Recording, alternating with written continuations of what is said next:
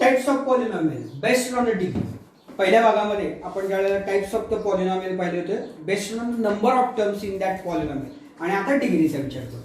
कशा पद्धतीने विचार करतोय याचा विचार करूया. इथं आपण एक कंडिशन आपल्याला टाकून घेतलेली आहे की यामध्ये जे आपण पॉलिनॉमियल्स पाहणार आहोत ते सगळे वन व्हेरिएबल मधले, एकाच व्हेरिएबल मधले पॉलिनॉमियल आहे. कॉम्बिनेशन ऑफ व्हेरिएबल या ठिकाणी असणार नाही. पहिला विचार करूया 3x - y वन व्हेरिएबल मध्ये, एक्स व्हेरिएबल मध्ये, की ज्याची डिग्री 1 आहे आणि त्यामुळे याला लिनियर पॉलिनॉमियल असं म्हटलं जातं. मग अशी आपण मोनो शब्द वापरला होता. ते कशावर होतं? टर्म सोडवतं. हे कशावर आहे? डिग्रीवर आहे. त्यामुळे याला लिनियर पॉलिनॉमियल म्हटलं जातं. याचा स्टँडर्ड फॉर्म ax + b या स्वरूपात दिला जातो. a and b are coefficient. a and b 3 and -1 are coefficient for example, but a is not equal to 0. विद्यार्थी मित्रांनो, आता a is not equal to 0 अशी कंडिशन आपण टाकून घेतलेली आहे. का टाकून घेतली त्याचे उदाहरण या ठिकाणी उत्तर किंवा उदाहरणाच्या माध्यमातून त्याचं उत्तर मी तुम्हाला देण्याचा प्रयत्न करतोय. आता समजा a 0 आहे असं गृहीत धरलं तर ax + b, आता x काही पण असू द्या पण a 0 येतं. मग a जर 0 असेल तर 0 × x + b, 0 + b हा कॉन्स्टंट पॉलिनॉमियल होईल आणि ते चालणार नाही आपल्याला. या ठिकाणी हा पॉलिनॉमियल असा असेल की जिथे व्हेरिएबल असणार नाही, म्हणून आपण इथे कंडिशन टाकलेली आहे a is not equal to 0. So polynomial having degree 1 is called as a linear polynomial, and standard form of the linear polynomial is ax + b, where a and b are coefficients of the polynomial and a is not equal to 0. एवढं जरी लक्षात तरी linear polynomial म्हणजे काय तुम्हाला लक्षात येईल.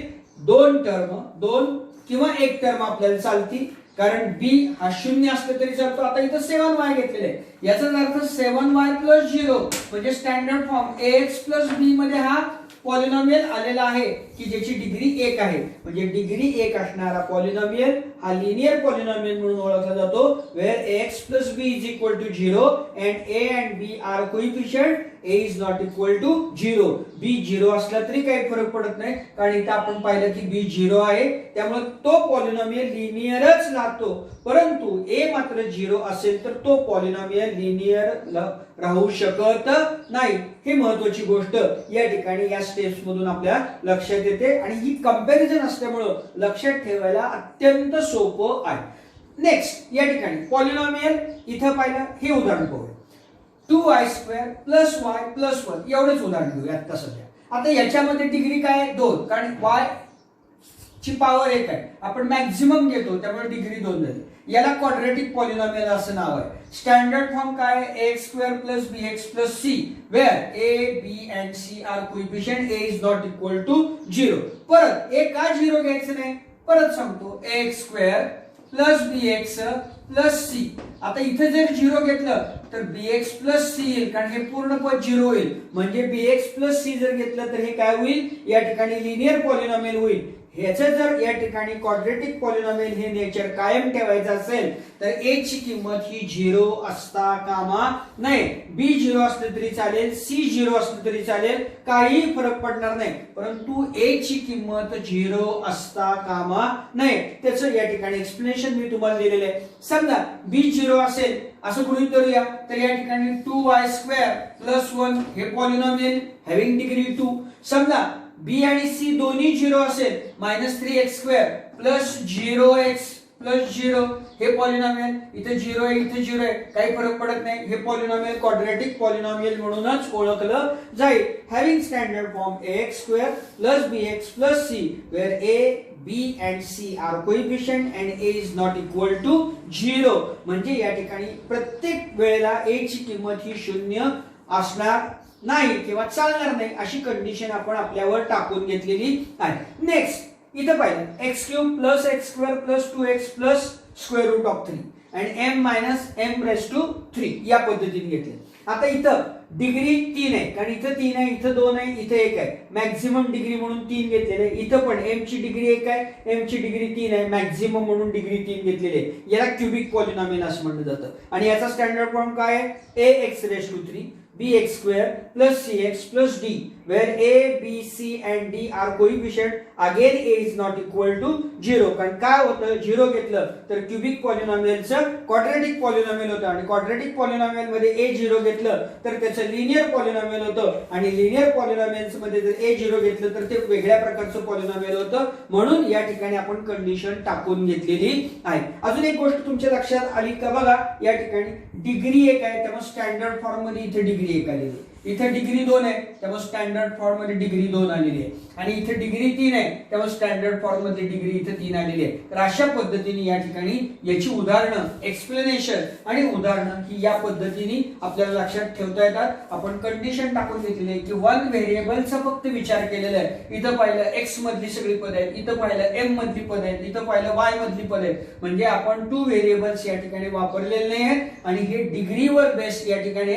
अगोदर आपण टर्म वर बेस केलं. हे दोन्ही चार्ट परीक्षेच्या आणि इथनं पुढच्या अभ्यासाच्या दृष्टीने अतिशय महत्वाचे आहेत. हे चार्ट रोज नजरेखालनं घालून ठेवा म्हणजे तुम्हाला कोणतीही आणि कसली अडचण या ठिकाणी येणार नाही. परीक्षेच्या दृष्टीने अतिशय महत्वाचा असणारा भाग या ठिकाणी आपण पूर्ण केलेला आहे. तर या पद्धतीने हे पॉलिनॉमियलचं असणारं classification with respect to terms and with respect to degree आपण पूर्ण केलेलं आहे. याच्यानंतर exact polynomial, standard form of the in general polynomial म्हणजे काय त्याचा विचार करूया आणि इंडेक्स फॉर्म आणि कोएफिशियंट फॉर्म या दोन्हीचा विचार करून आपण प्रॅक्टिस सेट 3.1 कडे जाऊ. इन जनरल पॉलिनॉमियलची डेफिनेशन. इन जनरल म्हणजे इथं ते आपल्याला सांगता येईल की ते पॉलिनॉमियल लिनियर नाही आहे, क्वाड्रॅटिक नाही आहे, त्यानंतर क्यूबिक पॉलिनॉमियल आहे. इन जनरल डेफिनेशन करताना an x raise to n त्याच्यापेक्षा एक कमी an-1 x raise to n-1 an-2 x raise to n-2 dot dot dot plus a2x² plus a1 x raise to 1 पण ते लिहायचं नाही आहे, गरज नसते म्हणून a1x plus a0 is a polynomial in x with degree n. Degree n असणारं polynomial हे या पद्धतीने लिहिलं जातं wear an-1 a2 a1 a0 R coefficient आणि परत कंडिशन घेतलेली आहे an is not equal to 0 कारण an जर 0 घेतलं तर हे पॉलिनॉमियल डिग्री n मधलं येणार नाही. त्यामुळे पॉलिनॉमियलची जनरल डेफिनेशन या पद्धतीने सांगता येते आणि ही परीक्षेच्या दृष्टीने अतिशय महत्त्वाची आहे. यानंतर पुढच्या भागात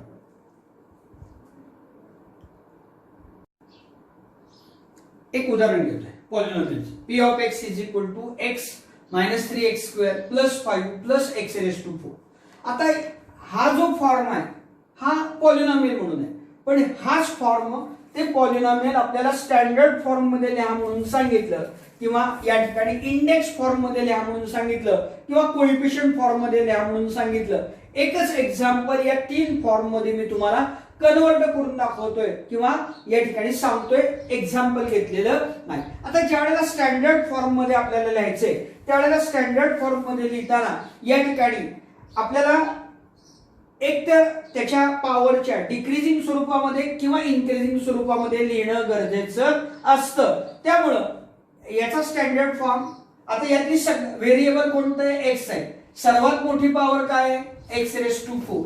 त्याच्यानंतर x नाही आहे त्यामुळे या ठिकाणी आपण त्याच्यानंतरची पॉवर 3x², त्याच्यानंतरची पॉवर अधिक x अधिक 5 हा स्टँडर्ड फॉर्म झाला.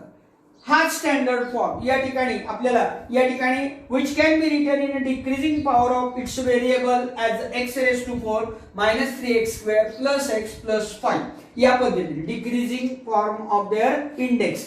4 3 ची टर्म नाही आहे, 2 1 आणि कॉन्स्टंट टर्म या पद्धतीने हा इंडेक्स फॉर्म मध्ये लिहायचा आहे. इंडेक्स फॉर्म मध्ये लिहिताना मात्र आपल्याला सर्व टर्म म्हणजे वगळलेली टर्म सुद्धा लिहिणं गरजेचं आहे. आता वगळलेली आहे की नाही कसं लक्षात ठेवायचं तर आता याची डिग्री किती आहे 4 1 2 3 4 याच्यामध्ये 5 टर्म गरजेचे आहे म्हणजे एक टर्म नाहीये. मग कोणती टर्म नाहीये ती लिहिणं या ठिकाणी आपल्याला गरजेचं आहे, आवश्यक आहे. त्यामुळे लिहिताना x रेस टू 4 आता आपल्याला दिसते इथं क्यूबची टर्म नाही आहे ती कशी तुम्ही लिहू शकता प्लस 0 x रेस टू 3. आता इथं काही विद्यार्थी म्हणतील सर प्लस चिन्ह द्यायचं का मायनस करायचं नाही, हे चिन्ह कोणते द्या काही फार फरक पडत नाही हे लक्षात घ्या. त्याच्यानंतर पुढे आहे तसं -3x² प्लस एक्स प्लस 5 हा झाला याचा index form, standard form, index form या गणिताचा. आणि सगळ्यात शेवटी कोइफिशियंट. आता नाव सांगते इथं फक्त कोइफिशियंट येणार आहे आणि इथं बाकीचं काहीही येणार नाही. मग कोइफिशियंट फॉर्म लिहिताना कसं लिहिणार आपण या ठिकाणी याचा, यामध्ये आपल्याला सांगता येईल 1 x चा कोइफिशियंट 1 0, त्याच्यानंतर या ठिकाणी -3 चिन्ह सहित लिहायचं बरं का. शून्यला काय चिन्ह लिहिलं काय नाही लिहिलं काही फरक पडत नाही. त्यानंतर +1 आणि 5 आणि लिहिताना ब्रॅकेट मध्ये लिहायचा.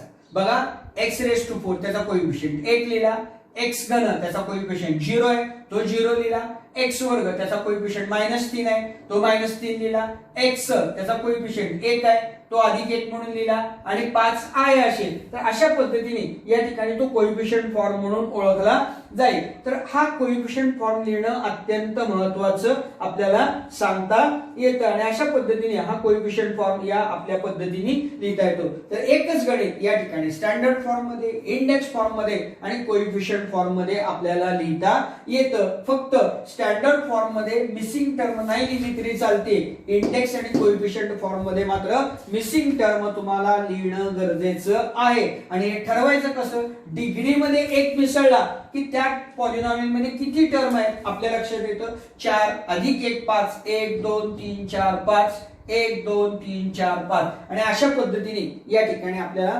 परीक्षेमध्ये स्टँडर्ड फॉर्म मध्ये विचारलं, इंडेक्स किंवा कोइफिशियंट फॉर्म मध्ये विचारलं तर कोणत्याही प्रकारचं कन्फ्युजन न होता आपल्याला ते उदाहरण दिलेलं पॉलिनॉमियल ट्रान्सफर करता आलं पाहिजे. परत एकदा स्टँडर्ड फॉर्म मध्ये decreasing order of their powers, index form मध्ये मिसिंग टर्म आणि डिग्री +1 इतक्या टर्म आल्या पाहिजेत आणि कोइफिशियंट फॉर्म मध्ये या ठिकाणी त्याचे कोइफिशियंट विथ साइन, 0 ला मात्र साइन नाही दिलं तरी चालेल पण बाकीच्या ठिकाणी तुम्हाला साइन देणं गरजेचं आहे आणि इथे डिग्री +1 इतक्या टर्म या ठिकाणी येणं गरजेचं आहे. माझ्या दृष्टीने एवढी माहिती इंडेक्स फॉर्म, स्टँडर्ड फॉर्म आणि कोइफिशियंट फॉर्म साठी महत्त्वाची. आता आपण प्रॅक्टिस सेट 3.1 कडे जाऊ.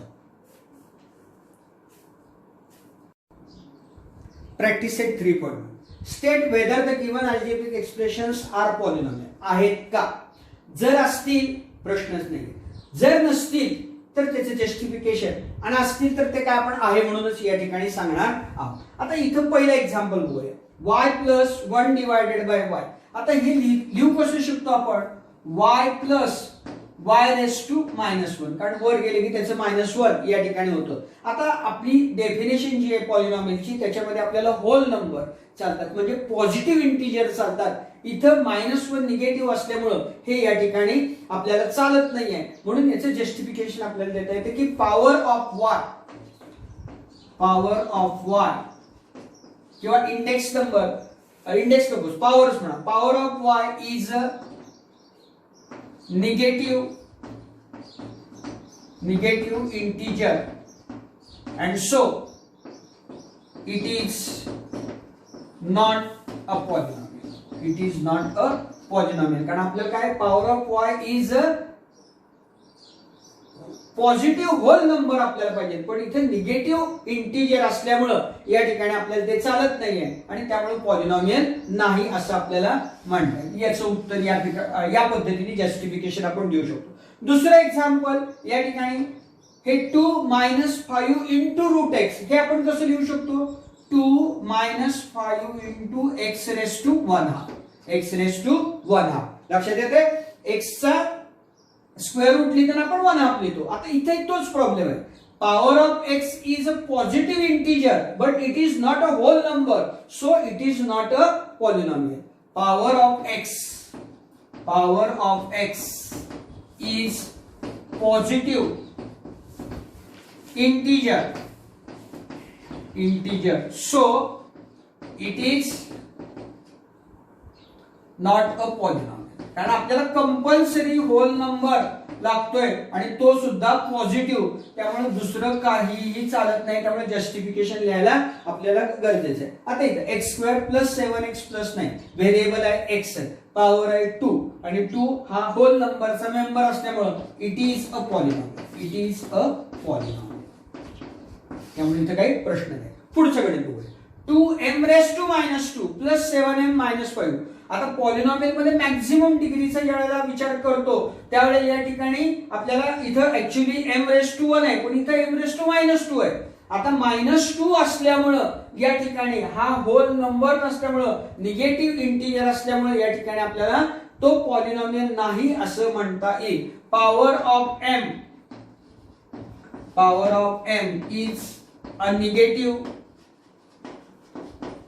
नंबर किंवा इंटिजर काय म्हणा negative number, so it is not a polynomial. त्याचं जस्टिफिकेशन उत्तर या पद्धतीने लिहिणं गरजेचं आहे. शेवटचं 10. आता 10 आपण कसं लिहू शकतो? 10 into x⁻0 which is equal to 10 into 1 which is equal to 10. So it is a polynomial of 0 degree. आपल्याला माहित आहे, आपण डेफिनेशन मध्ये पाहिले. So it is a polynomial. त्यामुळं एक्झाम्पल नंबर 3 आणि 5 हे पॉलिनॉमियल आहे. 1, 3 आणि 4 हे पॉलिनॉमियल नाही. परंतु का नाही त्याचे जस्टिफिकेशन दिल्याशिवाय याचे पूर्ण मार्क्स या ठिकाणी तुम्हाला भेटणार नाही. आता इथं power of y is a negative integer लिहिले, निगेटिव्ह नंबर जरी लिहिलं तरी तुम्हाला कोणी ते मार्क कट करणार नाही. Power of x is a positive integer किंवा पॉझिटिव्ह नंबर जरी लिहिलं तरी तुम्हाला कोणी मार्क कमी करणार नाहीये. त्यामुळे इंटिजर नंबर यामध्ये फार हे न करता म्हणून मी एक गणित तुम्हाला नंबर सुद्धा दिलेले आहे. म्हणजे असं काही नाहीये, आपल्याला फक्त एवढं एकच दाखवायचंय की इथं निगेटिव्ह आहे, इथं फ्रॅक्शन आहे आणि इथं निगेटिव्ह आहे, म्हणून हे पॉलिनॉमियल नाही आहे. Because they are not member of whole number आणि so they are not a polynomial. Algebraic expression जरी असली तरी ती या ठिकाणी पॉलिनॉमियल नाही, हे या ठिकाणी आपल्याला दाखवलं येणं सहजपणे शक्य आहे. नेक्स्ट एक्झाम्पल कडे जाऊया आपण. एक्झाम्पल नंबर 2 काय दिलेलं आहे? Write the coefficient of m cube. m cube चे कोएफिशिएंट आपल्याला लिहायचे in each of the following polynomials. पहिलं पॉलिनॉमियल फक्त m क्यूब आहे, त्यामुळे त्याचा कोएफिशिएंट असणार आहे 1, काहीच नाहीये पुढे. त्यानंतर दुसऱ्या पॉलिनॉमियल मध्ये आपल्या लक्षात येईल की आपल्याला m क्यूबचं काढायचंय, फक्त m क्यूब -√3 विथ साइन लिहायला विसरायचं नाही. आणि तिसऱ्या इथं काय आहे? m आहे, आपल्याला m चं नको आहे, आपल्याला m क्यूबचं पाहिजे. तिसऱ्या पॉलिनॉमियल मध्ये -2/3 m cube -5m² plus 7m -1. इथेही m क्यूबचा कोएफिशिएंट जो आहे तो -2/3 या पद्धतीने आपल्याला येतो. तर अशा पद्धतीने m क्यूबचा फक्त या ठिकाणी कोएफिशिएंट आपल्याला विचारलेला आहे. लिहित असताना विथ साइन लिहायला विसरायचं नाही. Example number 3 right the polynomial. Polynomial लिहायचे कसं? Using x as a variable, using x as a variable and given information. Monomial एक पद, पण आपल्याला काय सांगितलंय की ते पद व्हेरिएबल कोणतं पाहिजे? x पाहिजे आणि डिग्री काय आहे त्याची? 7. सो x⁻7 पहिल्याच उत्तर. दुसरं बायनॉमियल म्हणजे दोन पद ऑफ डिग्री 35 आणि व्हेरिएबल x⁻35 प्लस 7 x⁻8 या पद्धतीने लिहिलं तरी चालेल, कारण त्याची डिग्री किती पाहिजे? 35 पाहिजे. आणि या ठिकाणी आपल्याला सांगितलेलं आहे की दोन पद त्याच्यामध्ये असणं गरजेचं आहे. आणि नंतर ट्रायनॉमियल ऑफ डिग्री 8 या पद्धतीने आपल्याला सांगितलेलं आहे. मग ट्रायनॉमियल लिहायचे 3 पद पाहिजेत आपल्याला, किंवा इथं तुम्हाला फार कन्फ्युजन असेल तर नुसतं 7x लिहिलं तरी काही कोणी विचारणार नाही. ट्रायनॉमियल ऑफ डिग्री 8 डिग्री असणारं ट्रायनॉमियल म्हणजे 3 पद ते पण आणि variable x. So x⁻8 plus 5x plus 6 that is the trinomial. 1 2 3 पद degree 8.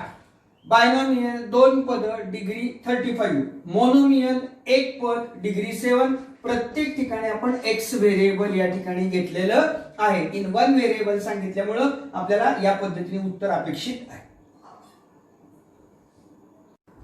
Example number 4 write the degree of polynomial. Polynomials दिले तर तिची डिग्री या ठिकाणी आपल्याला विचारलेली आहे. पहिलं एक्झाम्पल √5. आता या ठिकाणी √5 ज्यावेळेला आपण म्हणतो त्यावेळेला हेच √5 x⁻0 या स्वरूपात लिहिता येतं. म्हणजेच √5 into 1 या म्हणजेच x⁻0 म्हणजे त्याची डिग्री या ठिकाणी किती झाली? 1. पहिल्या उदाहरणातल्या नियमानुसार गुणधर्मानुसार याची डिग्री 1 जाईल. इथं मात्र x⁻0 दिलेलं आहे त्यामुळे याची डिग्री 0 बरं का. इथं या दोन गणितामध्ये लक्षात घ्या, इथं काही दिलेलं नाही म्हणून आपण एक घेतलेलं आहे, त्याची डिग्री 1 आली, पण इथं देतानाच x⁻0 दिलेलं आहे म्हणून याची डिग्री 0. ते आपण या ठिकाणी डिफाइन केलेलं आहे की डिग्री पॉलिनॉमियल हॅव्हिंग पॉवर 0 त्याची डिग्री 0 असते, आपण पाहिलेलं आहे. x² थेट आहे, मॅक्झिमम इंडेक्स 2 आहे, व्हेरिएबल x आहे, त्यामुळे डिग्री 2 आहे. इथं √2 m⁻10 10 मॅक्झिमम पॉवर आहे आणि तीच डिग्री असते म्हणून इथं 10 आहे. आता इथं घडे 2p⁻7 2p⁻1 आहे आणि -√7 आहे म्हणून डिग्री 1 आहे. त्याच्यानंतर इथं 7y -y³ + y⁵ पॉलिनॉमियल मधली सगळ्यात हायेस्ट पॉवर 5 आहे आणि ती डिग्री या ठिकाणी होते, त्यामुळे 5 आहे. आता इथं xyz 1 1 1 3 आले, xy 1 1 2 आणि z 1 z⁻1. सगळ्यात जास्त कोणाची बेरीज झाली या ठिकाणी xyz 3 व्हेरिएबल आहे आणि 1 1 1 1 अधिक 1 अधिक 1 1 अधिक 1 2 2 अधिक 1 3 म्हणून या टर्मची सगळ्यात जास्त या ठिकाणी डिग्री आली आणि ती पूर्ण पॉलिनॉमियलची असल्यामुळे या पॉलिनॉमियलची डिग्री 3 आहे. इथं 3 अधिक 7 5 अधिक 1 1 अधिक 1 या तीनचा काही विषय नाही डिग्री मध्ये. 3 अधिक 7 5 अधिक 1 इथं काही नाही म्हणजे 1 आहे, m च्या डोक्यावर 1 n च्या डोक्यावर 10 6 आणि 2 मोठी संख्या 10 म्हणून डिग्री किती आली याची 10 आली. तर या पद्धतीने हा एक प्रश्न परीक्षेला एमसीक्यू मध्ये आणि 1 मार्काला विचारला जाऊ शकतो.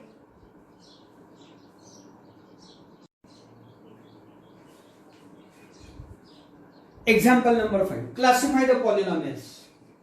पॉलिनॉमियल आणि त्याचा टाइप काय म्हणलेलं आहे, classify the polynomials as a linear, quadratic and cubic polynomial. Linear की ज्याची डिग्री 1 आहे त्याला लिनियर म्हणायचं, ज्याची डिग्री 2 आहे त्याला क्युबिक म्हणायचं आणि ज्याची डिग्री 2 आहे त्याला क्वाड्रॅटिक म्हणायचं आणि ज्याची डिग्री 3 आहे त्याला क्युबिक पॉलिनॉमियल म्हणायचं. साधी सोपी व्याख्या. आता इथं पहिलं एक्झाम्पल डिग्री 2 आहे म्हणजे क्वाड्रॅटिक, लगेच लिहून टाकायचं क्वाड्रॅटिक. टाइप कोणता झाला क्वाड्रॅटिक पॉलिनॉमियल, क्वाड्रॅटिक पॉलिनॉमियल. नंतर डिग्री 1 आहे, डिग्री 1 आहे, इथं 2 आहे इथं 1 आहे, 1 आहे म्हणजे linear, linear polynomial.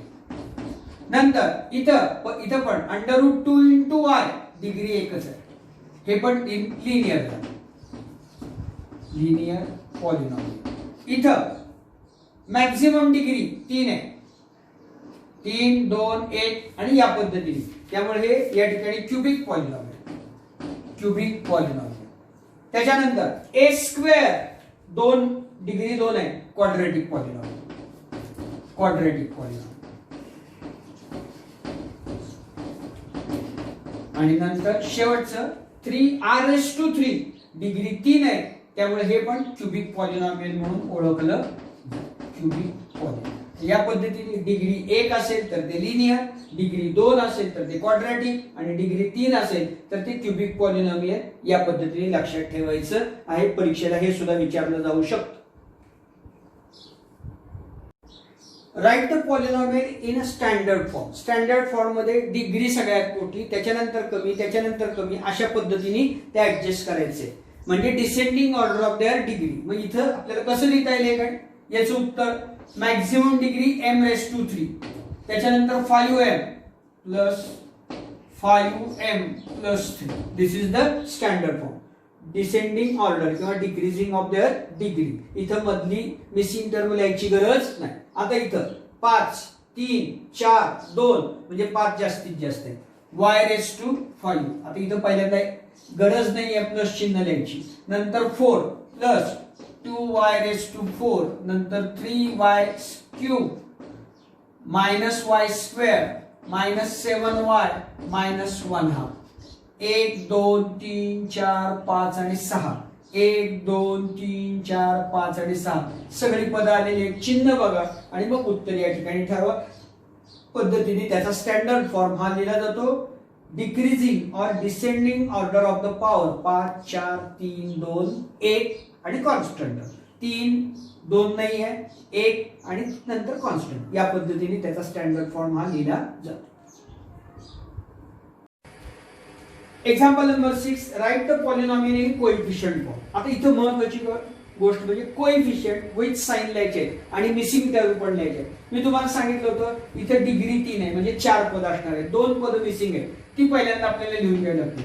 x⁻³ plus 0x² plus 0x-2 आणि नंतर त्याचा कोएफिशियंट फॉर्म या पद्धतीने आपल्याला लिहावा लागेल. Coefficient form is equal two bracket 1, 0, 0 आणि -2. दिस इज द कोएफिशियंट फॉर्म. या पद्धतीने हा कोएफिशियंट फॉर्म आपल्याला या ठिकाणी लिहिता येईल. त्यानंतर पुढचं पद आहे या ठिकाणी 5y. या ठिकाणी y एक आहे म्हणजे 2 पद असले पाहिजेत म्हणजे 5y प्लस 0 कॉन्स्टंट आणि त्याचा कोएफिशियंट फॉर्म या ठिकाणी आपल्याला लिहिता येईल. मी डायरेक्ट कोएफिशियंट फॉर्म लिहितोय 5, 0 5, 0 हा त्याचा कोएफिशियंट फॉर्म आहे. नंतर 4 आहे म्हणजे 5 पद मिसिंग टर्म पहिल्यांदा लिहायला लागतील आपल्याला. 2m⁴ plus 0m⁻³ minus 2m² plus 0m plus 7. 1, 2, 3, 4, 5 4 आणि 1 5 आणि याचा कोएफिशियंट फॉर्म या ठिकाणी 2, 0 -2, 0 7. बघा 2, 0 -2, 0 आणि प्लस 7. त्यानंतर -2 डिवायडेड बाय 3. आता इथे काहीच नाहीये म्हणजे एकच पद आहे त्यामुळे याचा coefficient form in bracket -2 divided by 3. तर हे जे ब्रॅकेट मधले आहेत ते सगळे कोएफिशियंट फॉर्म म्हणून या ठिकाणी ओळखले जातात. मगाशी मी गणित 6वं सांगितलं होतं, ऍक्च्युअली ते 7वं होतं. मी तिथं 6 लिहिलं तेवढं फक्त बदलून. 8वं, write the polynomial in index form. आता इंडेक्स फॉर्म मध्ये आपल्याला या ठिकाणी लिहायचे. ते लिहित असताना कोएफिशियंट किती आहेत? 1, 2, 3. So number of coefficient is equal to 3 आणि त्याच्यामुळे डिग्री ऑफ पॉलिनॉमियल त्याच्यावर डिग्री मिळते. Degree of polynomial is equal to 3 - 1 that is equal to 2. 2 degree या ठिकाणी पॉलिनॉमियलची. आणि अजून एक महत्त्वाची गोष्ट, जर समजा तुम्हाला विशिष्ट प्रकारचं व्हेरिएबल दिलं असेल तर तेच वापरावं लागेल. इथं कोणतेही व्हेरिएबल दिलेले नाही त्यामुळे you are free to use any variable. म्हणजे आता इथं आपल्याला या ठिकाणी जे व्हेरिएबल आपण देऊ त्याची डिग्री किती असली पाहिजे? 2 असली पाहिजे. सो आता इथं कोएफिशियंट एक आहे, लिहिलं काय नाही लिहिलं काय प्रॉब्लेम नाही. आपण व्हेरिएबल जर x घेतला तर हे पॉलिनॉमियल इंडेक्स फॉर्म मध्ये कसं येईल? x² प्लस 2x प्लस 3 त्याचा इंडेक्स फॉर्म या ठिकाणी झाला. या कोएफिशियंट फॉर्म वरून त्याचा index form x² plus 2x plus 3. आता बघा चेक करा, उलट पद्धतीने जावा. या ठिकाणी समजा हा फॉर्म दिलेला आहे आणि तुम्हाला हे लिहायचंय तर या ठिकाणी 1, 2 आणि 3 या पद्धतीने आपलं उत्तर बरोबर आलं, टाळा पण झाला. नंतर नंबर ऑफ कोएफिशियंट किती येतो? 1, 2, 3, 4 आणि 5. सो डिग्री ऑफ पॉलिनॉमियल 5 - 1 बरोबर 4 म्हणजे 4 डिग्री असणारं पॉलिनॉमियल आपल्याला घ्यावं लागेल. एक्स मधलंच घेऊया. त्यामुळं आता कोएफिशियंटचा विचार करा. 5x⁴ plus 0x⁵ plus 0x⁵2 plus 0x-1. आता काही जण म्हणतील की सर 0 द्यायची काही गरज आहे का? नाहीये गरज. त्यामुळे हेच पॉलिनॉमियल 5x⁴ हे ही आणि ही या 3 टर्म कॅन्सल करून डायरेक्ट असं लिहिलं तरी कोणीही तुमचं उत्तर चूक देणार नाही. आता चेक करा.